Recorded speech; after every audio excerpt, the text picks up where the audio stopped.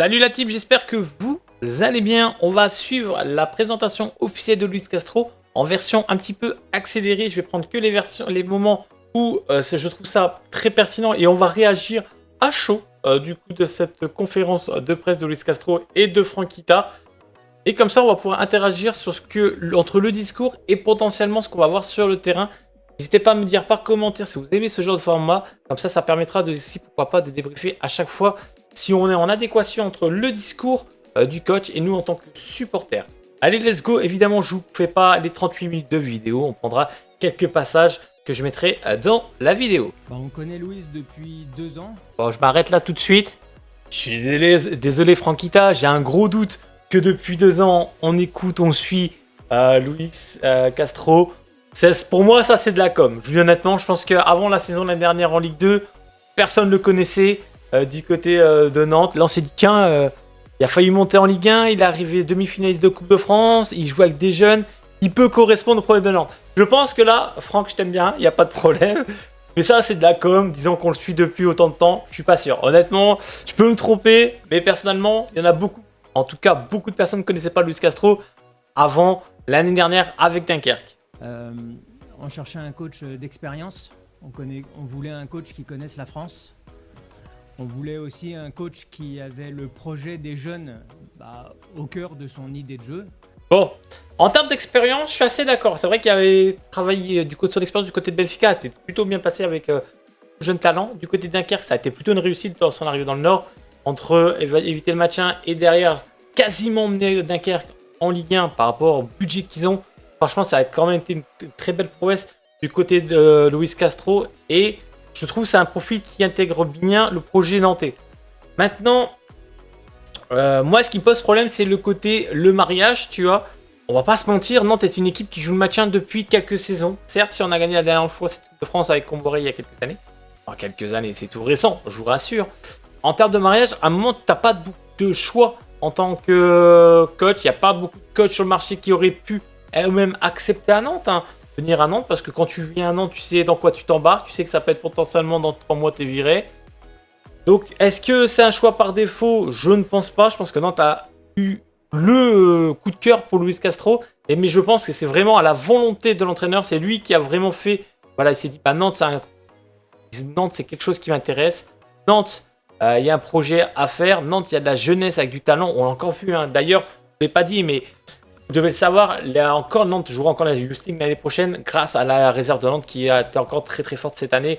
Les petits jeunes qui ont été vraiment très bons. Du coup, Nantes jouera la Youth League nouvelle saison du côté des poussins, entre guillemets. Bon, on reprend, mais voilà. Juste pour le côté choix de l'entraîneur, moi je pense que c'est beaucoup. Je pense que quand tu es Franck Kita ou Valdemar Kita, il y a beaucoup d'entraîneurs qui te claquent la porte. Et tu n'as pas beaucoup de choix aussi pour aller viser des entraîneurs peut-être haut de gamme, etc. Moi, je trouve d'avoir un Luis Castro par rapport à ce qu'il a fait à Dunkerque. Je suis même étonné de voir que Nantes arrive, en tout cas Nantes, pas les présidents actuels, mais genre Nantes, l'emblématique Nantes arrive à convaincre ce genre d'entraîneur à venir à Nantes. Et pour lui, c'est une évolution de carrière qui est plutôt intéressante parce qu'il passe de Ligue 2 à Ligue 1, même si Nantes joue le maintien. Nantes a des objectifs à la baisse, n'a pas un grand budget aussi. Et je pense que après une saison plutôt pleine de côté Dunkerque, il aurait pu aussi aller voir un peu peut-être plus haut que jouer les dernières places au classement. Même si voilà, je ne souhaite pas évidemment à Nantes. Mais voilà, le côté mariage, on doit se plaire, etc. C'est mignon, c'est de la com, il le fait très bien. Mais je pense aussi que tu n'as pas l'opportunité d'avoir tous les coachs que tu veux quand tu t'appelles le FC Nantes. Côté Modernum, c'est ce qui était aussi en train de comboirer avec l'issue de cette Luis. En revanche, tu as évoqué un jeu différent. Alors, sur le jeu, pourquoi ce changement de philosophie peut-être? Avant d'entendre sa réponse, vous voyez, c'est ça qui est marrant, c'est que je me suis posé la même question avant même que le journaliste pose la même question. C'est le même discours que tu disais avec Comboré. Donc, voilà. Là, Franck, je suis désolé, même en tant que supporter, on s'est mis, voilà, on se donne la même vision qu'un journaliste. D'ailleurs, je ne sais pas si qui l'a posé, mais très très bonne question de journaliste parce que ce genre de discours-là, on le connaît par cœur du côté de Nantes. Allez, réponse. Vous avez tous vu l'excellent travail de Dunkerque avec Luis à la tête de l'équipe professionnelle. Ouais, clairement, je suis d'accord. Et c'est vrai qu'avec tous les jeunes qu'on a aujourd'hui, on va jouer une 3e Youth League en 4 ans. On a des jeunes en équipe de France Espoir, on en a 3. On en a 3 en équipe de France U20. Et avec les prestations de l'équipe de Dunkerque ces 2 dernières années, on s'est dit que bon, le FC Nantes et son identité de jeu légendaire, plus Luis. Identité de jeu légendaire, tu parles du football à la nantaise. Bon, ça remonte à longtemps. C'est gentil, c'est mignon. Mais c'était bien avant. Il faut passer au futur, il faut passer au présent. Ça fait des années que le jeu nantais, je suis désolé Franck Kita, mais on se fait chier à regarder les matchs de Nantes. Si tu les regardes autant que nous on les commente, on les suit, les prestations des matchs de Nantes, vraiment, on est loin du Barça. Hein. Franchement, c'est très compliqué. Voilà, on reste concentré. Après, l'idée, le mariage, pour moi, il est très bon. Entre Nantes, qui a un vivier de talent, que ce soit avec la Youth League, comme il a pu évoquer, et également avec nos jeunes qui sont en espoir. Bon, après, il dit 3, c'est vrai. T'as le Penant qui est officiellement nantais. T'as Mathis Sabine que potentiellement à 25 millions, on va lâcher. Et Nathan Zézé que potentiellement on va se barrer. Si on pouvait garder ces deux-là, pour moi, ce serait 2 tauliers encore. On pouvait construire. Là, tu parles de 3 joueurs qui sont en équipe de France Espoir, mais potentiellement, dans un mois, t'en as pas 2. Il t'en reste plus qu'un. Donc, c'est un peu, voilà, un peu entre les chaises, entre guillemets. C'est genre, on a des joueurs qui sont très forts, mais est-ce qu'ils seront là au début du championnat? J'ai un doute. Parce que les négociations ont été très difficiles avec Dunkerque. Ça, c'est vrai. C'est vrai qu'on en parlait depuis très longtemps. Je crois que ça a duré 2 bonnes semaines, 2 bonnes 3 semaines. Je me suis dit, Castro à Nantes, il arrive. Et finalement, il va nous passer dessus. C'est vrai que ça a mis très longtemps à se décider parce que bon, Dunkerque en voulait 2 millions, Nantes proposait 50 000, après ils ont augmenté, bref, je pense que ça 150 000, c'est pas de bêtises. Donc moins d'1 million pour récupérer Castro, qui était en contrat, donc qui est logique aussi. Dunkerque voulait prendre les 2 millions sans coucher. Je pense pas que ça s'est mal fini avec Dunkerque parce que je pense que Castro a été droit aussi dans ses bottes et ils vont les libérer. Mais est-ce que le fait d'avoir un coach qui donne sa parole, c'est très bien. C'est très bien. Maintenant, Franck Kita, le côté j'ai pris rendez-vous, on s'est vu, etc. C'est gentil, c'est mignon. Mais ça, c'est que de la com. Je l'ai vu dans ses yeux. Moi, je peux te dire dans mes yeux, voilà, on peut être tous à l'enculé un jour. Je suis désolé du terme. Donc la confiance dans les regards des gens, j'y crois pas trop personnellement. Moi, c'est... Voilà, aujourd'hui, t'as voulu chercher un entraîneur qui voulait venir à Nantes. C'est aussi ça qui a fait pencher. Il n'est pas venu par défaut à Nantes, Castro. Il s'est dit, c'est une opportunité de carrière pour moi, aller jouer en Ligue 1. Même si c'est un club qui joue le maintien, bah let's go. Et en plus, voilà, il faut pas oublier que Nantes a quand même des atouts. Nantes, c'est une histoire. Nantes, c'est aussi un public. Donc, je pense que le mariage, c'est très bien. Et comme je dis, Nantes, c'est aussi un vivier de talent de jeunes joueurs que Castro pourra faire. Mais je pense que c'est plus Castro qui est en position de force que Valdemar ou Franck Kita. Moi, d'ailleurs, par commentaire, les amis, quand je réagis, si vous êtes d'accord avec moi. Des années dernières, c'est une façon très proche de quelqu'un que j'aime beaucoup. Excusez-moi. Là, il n'y a pas de problème, Louis. T'as envie, tu connais un peu l'histoire du club et tout. Bon, ça, tout le monde le dit, hein, Nantes, le palmarès, etc. Il n'y a pas de problème. Mais s'il te plaît, s'il te plaît, Louise, tu peux pas dire que la façon de jouer de Nantes, tu aimes, alors que tu as proposé l'inverse. Toi, tu as été vers l'avant, tu as joué et tu as montré des belles choses avec Dunkerque. Nous, on a essayé de tenir à pas prendre des buts à tout va. Et en termes de jeu, on était à 0. S'il te plaît. S'il te plaît. Ne te salis pas tout de suite. Non. Tu as fait de très bonnes choses à Dunkerque. Nantes a joué comme des merdes la saison dernière en termes de jeu. Soyons honnêtes. De côté. Après, là, voilà. Je pense qu'il y a eu des offres. Ça, j'en suis persuadé qu'il est en position de force par rapport même à la famille Kita. Je pense que Luis Castro a vraiment eu des offres. Ça, j'en suis persuadé.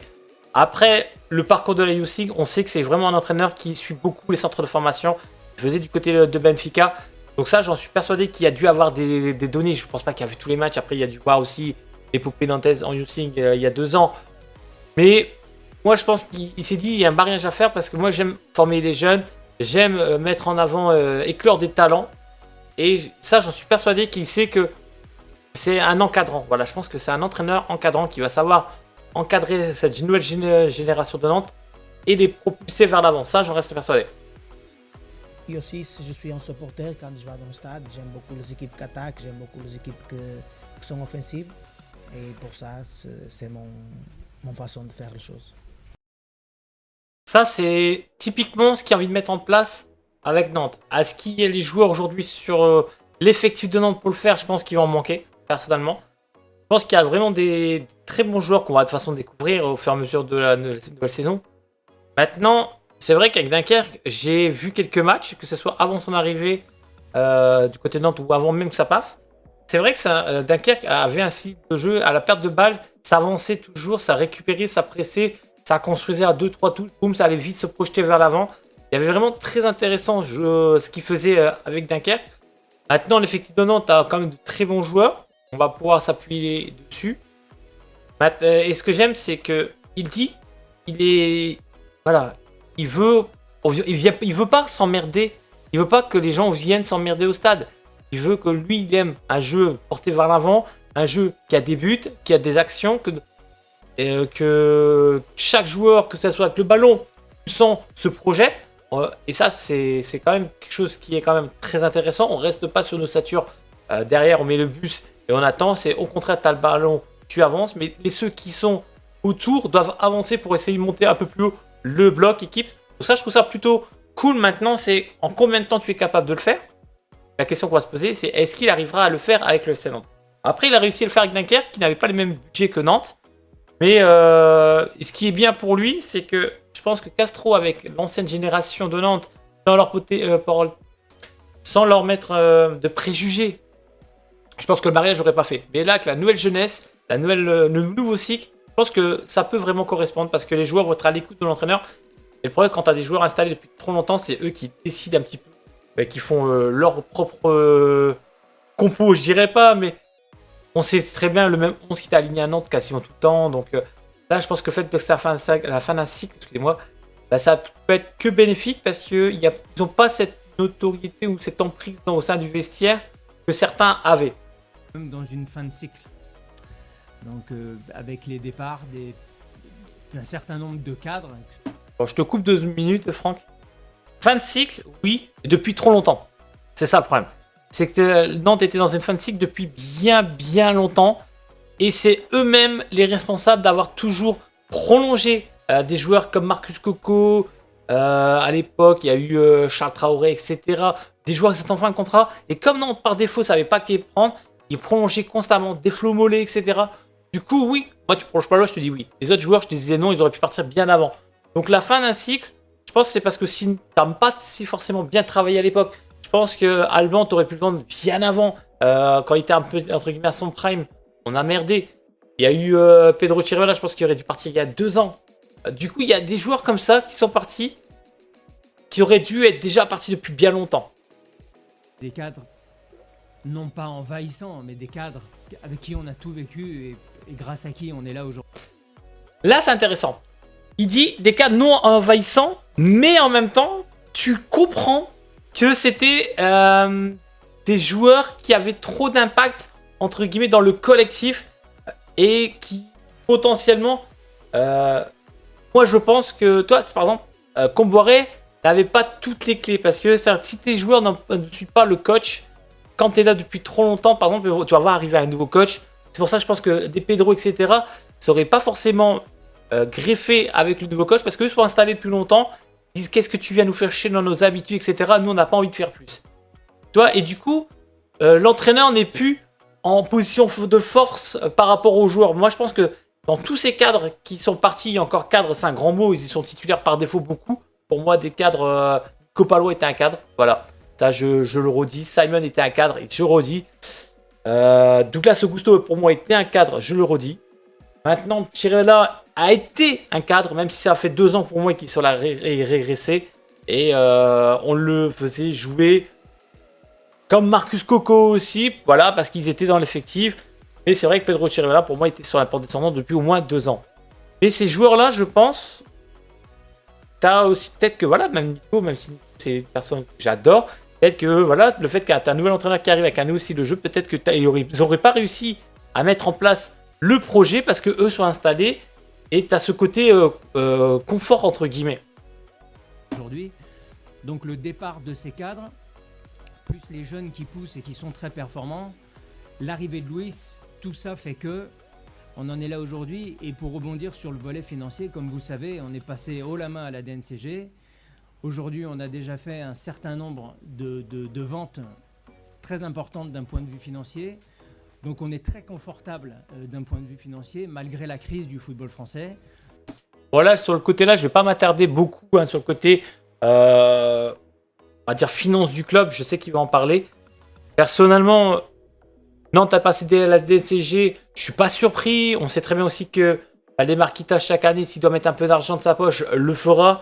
Je sais pas combien il a rajouté cette année, je sais même pas s'il va le dire, mais ça je vais couper parce que c'est pas ce qu'on intéresse le plus. On sait que les finances du club sont plutôt positives, donc ça c'est quand même un club qui est quand même bien géré dans l'ensemble. Il faut pas aussi oublier que ça fait quelques années que Nantes, en termes de vente, on arrive à vendre par exemple de Blas, etc.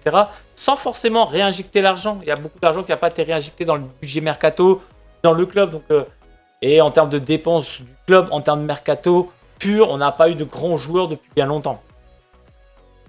On n'a pas besoin de vendre. Voilà. Aujourd'hui, on est au top. Le club est très sain financièrement. Ça, je rejoins ce que je disais il y a quelques minutes. Sur ça, voilà. Sur ça, il n'y a aucun problème. On n'a pas besoin de vendre, mais on vend.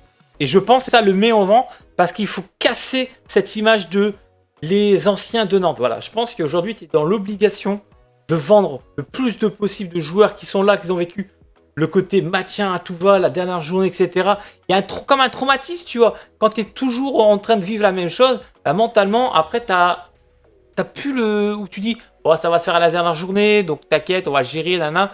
Ou tu as ce côté, tu n'as pas d'ambition d'aller au-dessus. Je pense que le côté on vend à fond, c'est très bien de côté de Nantes. Mais attention, il faut garder des tauliers. Pour le mercato. Oh, ça me fait un peu rire. Oui, non, travaille bien. Bon, ça, on attend de voir. En termes de mercato, généralement, Nantes, c'est la dernière semaine d'août que Nantes commence à arriver ces derniers joueurs. Donc, moi, je suis pas non plus bébête. Je sais très bien qu'on va avoir. Je sais très bien qu'on va aller chercher les meilleurs joueurs, entre guillemets, les plus discount possibles. Faut pas non plus nous prendre pour des cons. Après, la question me fait rire, c'est est-ce que vous avez des noms? Je vois pas un président aujourd'hui ou un entraîneur dire bah oui, moi j'ai ce joueur-là, celui-là, et je les veux ces 5 joueurs dans mon effectif demain matin. Un, parce que quand tu t'appelles FC Nantes, même à la visite médicale, tu peux te faire recaler, déjà vécu. Et deux, surtout, pourquoi tu donnerais des possibilités à d'autres clubs de se renforcer en disant ah bah tiens, il y a le FC Nantes qui s'intéresse à ce joueur-là, nous aussi. C'est normal, les cartouches, tu vois, tu vas essayer de garder tes cartouches au frais et te dire dès qu'il y en a une. De toute façon, les rumeurs, on les voit passer. Certaines sont intéressantes, d'autres pas. Mais, ouais. Moi, ça me fait un peu rire ce discours-là. Ce côté, on travaille sur des dossiers. Évidemment, tu travailles sur des dossiers. Mais est-ce que c'est pas pertinent d'avoir ces joueurs le plus tôt possible qu'attendre la fin août pour les avoir? Dans la vidéo, mais je reviens juste sur ce côté. Vous visez pas que des joueurs libres et des prêts. Ce qui me fait rire, c'est que c'est exactement ce que nous, en tant que supporters, on se dit. On va avoir des joueurs qui vont être en libre, comme le Serbe, typiquement, ou Alexis Merbache, qui a signé à Nantes. Potentiellement, en prêt, on aura potentiellement du Kodza, encore, avec potentiellement une option d'achat. Et on a potentiellement un ailier coréen, ou un milieu de terrain coréen, du côté de Mayence, qui devrait y arriver. Je vous ai fait une vidéo mercato d'ailleurs dessus, n'hésitez pas à aller la checker. Aujourd'hui, les seules rumeurs ou les transferts concrets de Nantes, c'est du libre. Et à côté de ça, c'est potentiellement des prêts. Ça fait peur.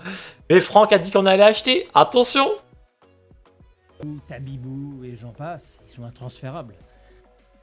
Ça, c'est bien. Ça donne vraiment une information pour la jeunesse. Ça veut dire que maintenant, les jeunes joueurs, vous allez jouer en Ligue 1. Ça, je trouve ça très très bien parce que même pour le vivier qui va arriver ou qui va intégrer le groupe pro là dans les années à venir, voire même dans les mois à venir, ils se disent on a notre chance de jouer en Ligue 1. Après, quand ils disent jeunes, donc Louis Leroux, etc., et les moins jeunes, par exemple Nathan Zézé, Ablin, ça veut dire nos 2 joueurs équipe de France Espoir. Il y a un petit chèque à prendre, on va le prendre. C'est ça la différence des mots, toi, entre Louis Leroux, etc. et la jeunesse de formation. Vous inquiétez pas, vous êtes... Bon, le discours est fort, c'est-à-dire vous allez enfin avoir votre chance. Donc ça, c'est positif.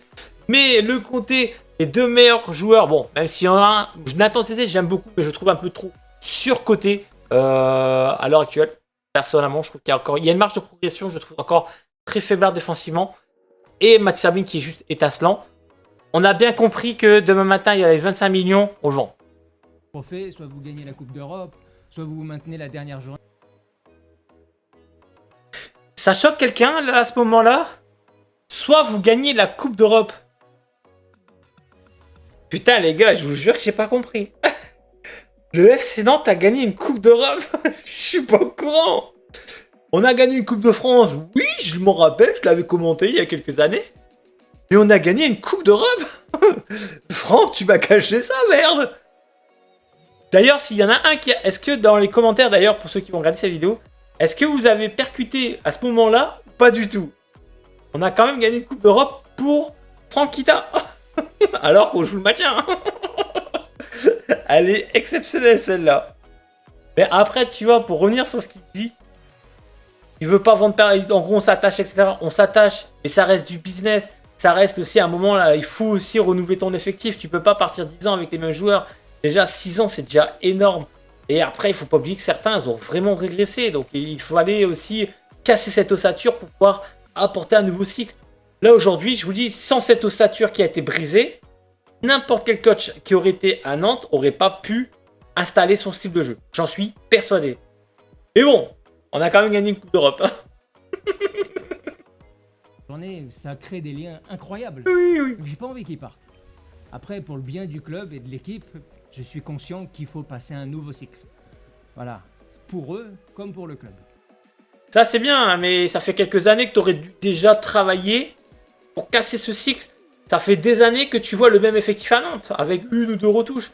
Donc je pense qu'à un moment, ça, vous êtes responsable. Je pense que les Mollets, les Cocos, les Traoré à l'époque, etc., vous êtes responsable de ces joueurs qui sont restés longtemps.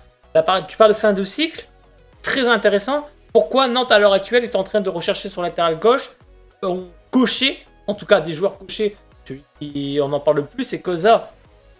C'est où que tu caches, c'est où que tu... Voilà, cette fin de cycle que tu parles, pourquoi tu vas encore chercher ce Koza? À l'heure actuelle, je rappelle que Koza, on en parle, et c'est des rumeurs qui quand même persistent, parce que maintenant, on parlerait aussi avec l'option d'achat cette année. Mais c'est ça, casser un cycle? Le moment qu'ils sont ici, ils sont joueurs de Nantes. Ils vont travailler avec nous, vont faire l'entraînement normal comme tout le monde. Bon, à l'heure actuelle, donc du coup, bon, après c'est normal qu'il dise ça, Luis Castro. Il dit en gros, Alban est là, Anthony est là, du coup le meilleur jouera. Mais la réalité, c'est que Alban a plus de chances de partir parce qu'il est en disgrâce avec des supporters, en disgrâce aussi. Je pense que même lui a plus forcément envie de rester dans cet environnement de Nantes par rapport à comment il a été traité comme un chien jusqu'à la réserve. C'est vrai qu'on était un peu trop loin par moment, mais les prestations n'ont pas été bonnes non plus d'Alban Lafont. Mais c'est vrai que ce sera un merdier d'avoir les deux à Nantes la prochaine. Mercato finit fin août, donc ça sera jusqu'à fin août. Voilà. Voilà ce que je vous disais. Le mercato finit fin août.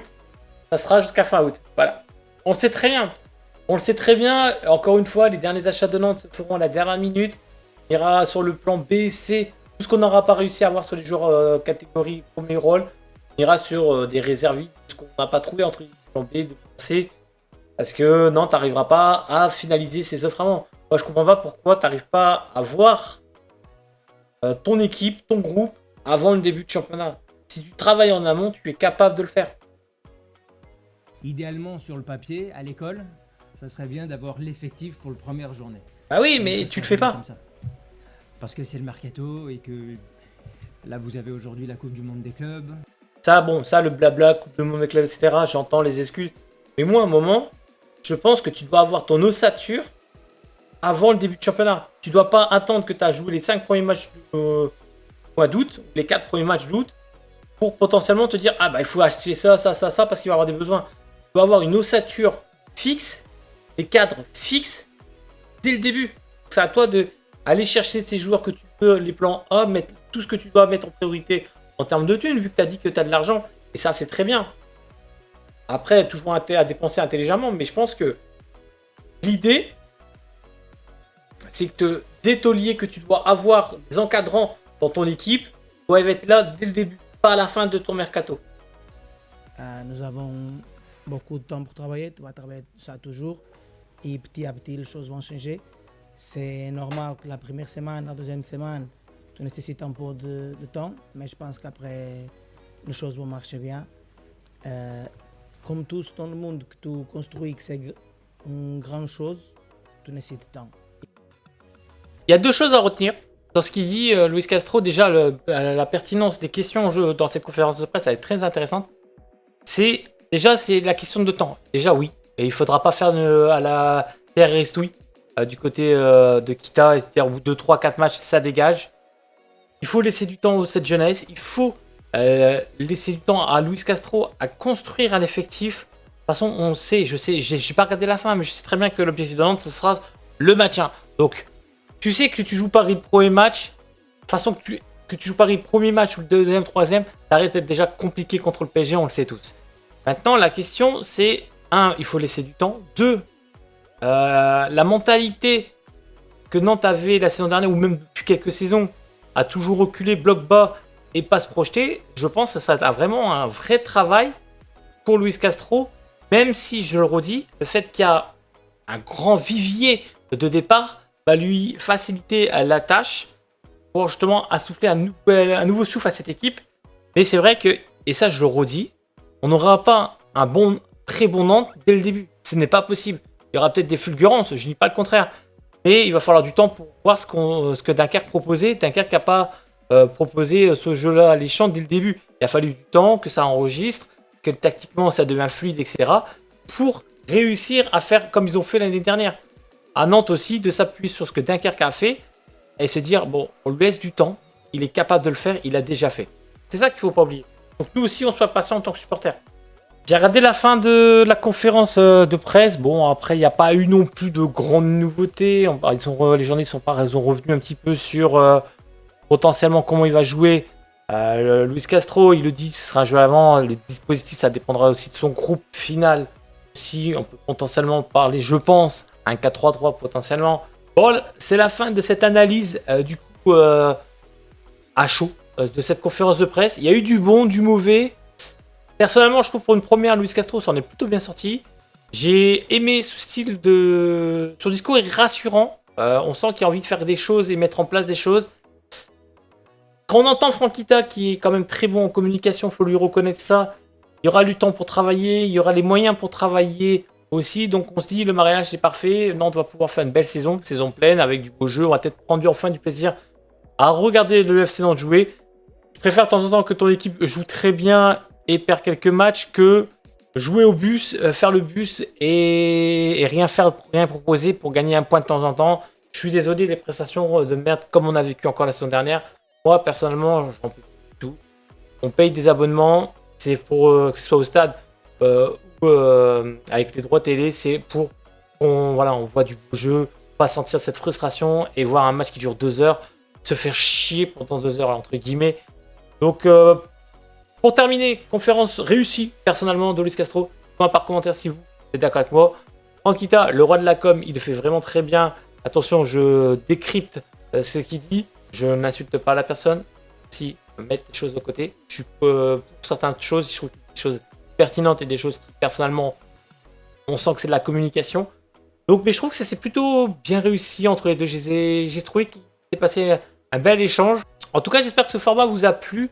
Les amis, je vais essayer au long du montage, je vais vous cuter le plus possible pour que ce soit une longue vidéo. Parce que là, l'heure actuelle dure quand même quasiment 1 heure. Donc, je vais vous cut ça pour que ça soit un format condensé avec mes expressions, mes réactions à chaud par rapport à ces passages que j'ai pu suivre du côté de cette conférence de presse. N'hésitez pas à me dire si vous aimez bien ce genre de format. On fera ça à chaque fois, du coup, si ça vous plaît, après chaque conférence de presse, coach, du président, etc. Et du coup, ça permettrait aussi de réinteragir ensemble aux conférences de presse. Merci à tous de m'avoir suivi. Je compte sur vous, le petit like, le petit commentaire pour me donner vos retours. Et je vous dis à très bientôt pour du nouveau contenu avec le FC Nantes. Ciao, ciao, c'était Romu. Bye bye.